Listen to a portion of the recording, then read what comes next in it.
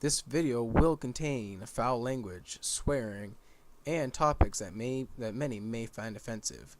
Viewer discretion is advised. Welcome to the Mooseroom. I am your host, Ben Nile, and I'm going to just tell you a little bit about the world of sim racing, what I like to do, and general bitch and complain about racing in general. So sit back and I hope you enjoy the show. So since this is the first one, let's get this start off right and let you know a little bit about myself. I am 20 years old. I am from Central Maine. I'm currently living in Lima, Ohio, and attending the University of Northwestern Ohio. I do a lot of fabrication work and help out a lot of my friends with suspension work on their vehicles as well. I am also the club president for the University of Northwestern Ohio for the UNOH Autocross Club. I have raced asphalt oval since I was 6 years old. Started out in karts, went up to mini stocks, 4-cylinder late models, and then the modifieds. I just do a lot of critiquing on different drivers. As people know, I'm very strongly opinionated.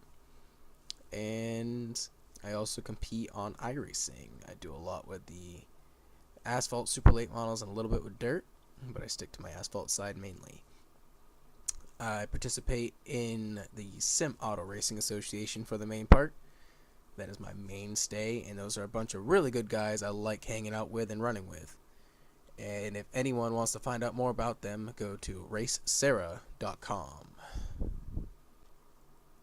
So we'll start this show on the topic of sim racing itself. iRacing service, I love it. A lot of fun, great way to get some practice in and learn tracks and cars themselves. The user base, however, sucks. There's a lot of you who I cannot stand whatsoever.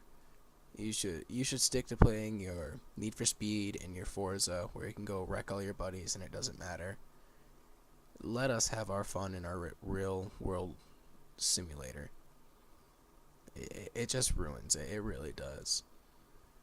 I really feel like the quality of drivers in iRacing has gone down a lot over the last couple of years. It's gone a lot away from what the spirit used to be of treat it like real life, try and drive these cars like real life, and it's turned into, oh, I don't care, it's not real, I can wreck whoever I want, I can do whatever I want. It's just annoying. Almost as annoying as a guy complaining on a microphone about it, right? But yet, you're sitting here listening to me, so whatever. As for the Sim Auto Racing Association, they have taken steps to get away from that, which is really cool, and I really appreciate those guys for doing that.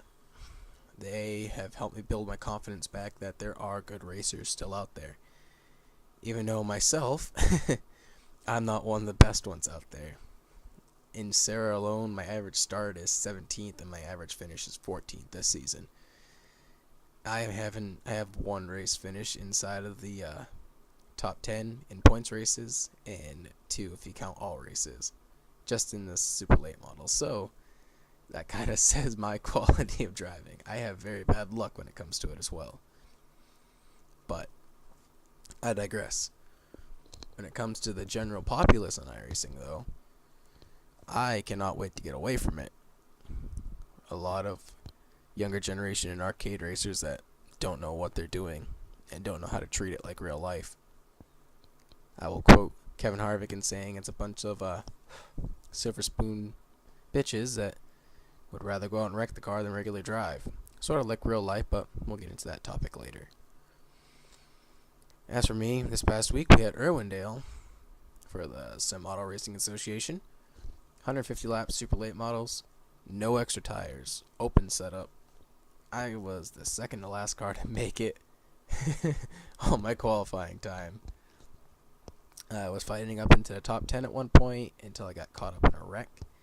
Kind of ruined my chances and ended up with an 18th place finish.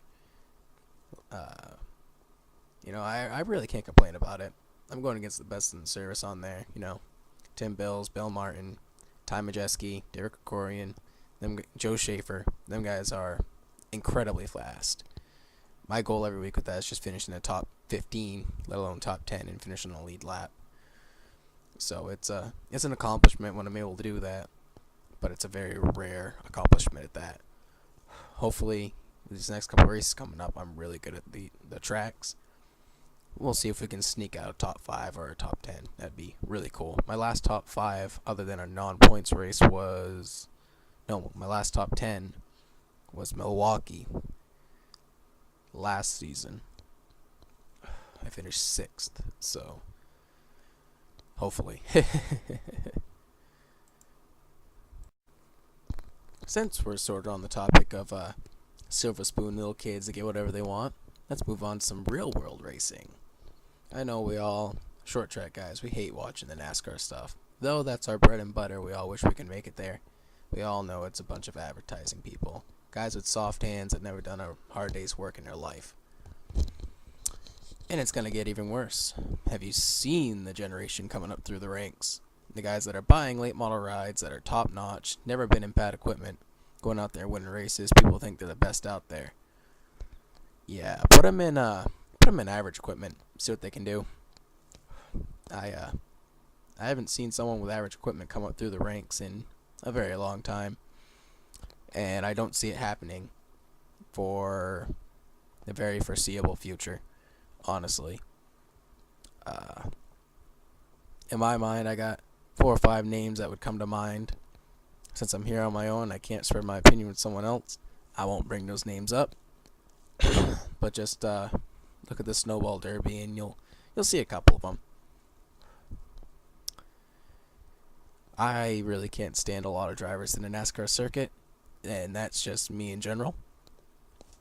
I can't stand NASCAR for a portion of the time, but they do allow us short track racers to have our fun on our short tracks, which is really cool. So I do appreciate them for that, along with ARCA, the Pro All-Star Series as well, CRA, Triple S, all them guys, all those series, plus the ones that I couldn't even begin to name off. But hopefully the money game will end soon. I know it won't, but who doesn't want wishful thinking? As for real life racing, there's 2 topics that always come up when you talk about it. 1, what is the best division out there? And 2, dirt versus asphalt. Yeah, we've seen bar fights over these. People everywhere have their opinions pretty strong about it. Me personally, asphalt all the way. Number 1, I don't like getting dirty that much. I'd rather lay on my concrete pad, work on my car, go race out there, maybe scrape some rubber off when it comes in. I don't really feel like laying in mud, scraping mud off, having to power wash it every week. Yeah, that just seems ridiculous to me. I won't deny, dirt racing is very exciting to watch in some divisions. Sprint cars are not one of them. It's a train of fast cars. Cool to watch qualifying, though. Personally, I love the UMP modifieds and late models, but, I digress on that. As for which division on the asphalt side I love the most, I would have to say late models are probably my favorite, just because I'm a fender guy. I like beating and banging a little bit. Modifieds are cool to watch at some tracks, but they turn into the same thing, just a single line. At most tracks. I will say there are some tracks that aren't like that. I really hope the short track nationals and the world championship, or whatever they were called, come back at Bristol and such. I feel that was really cool to get these local heroes, I guess you could say, more or less, mostly the guys with deep pockets that could actually buy the new equipment. But again, I digress. Or at least pay someone to put it on for them, and they just hop in the seat. But yeah, late models. I'm partial to the Pro All-Star Series because that's the one I've seen run the most.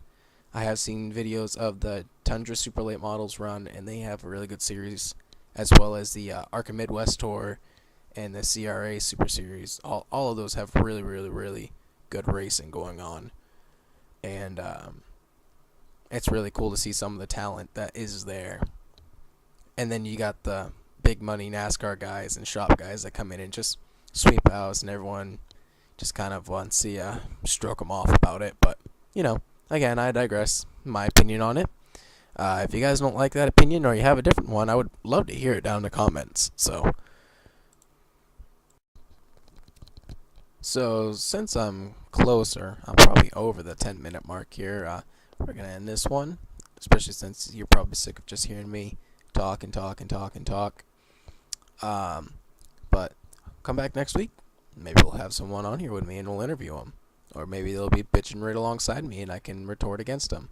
Who knows? Shoot me a comment. Like, share, subscribe. Have a good one, everybody. Keep turning left.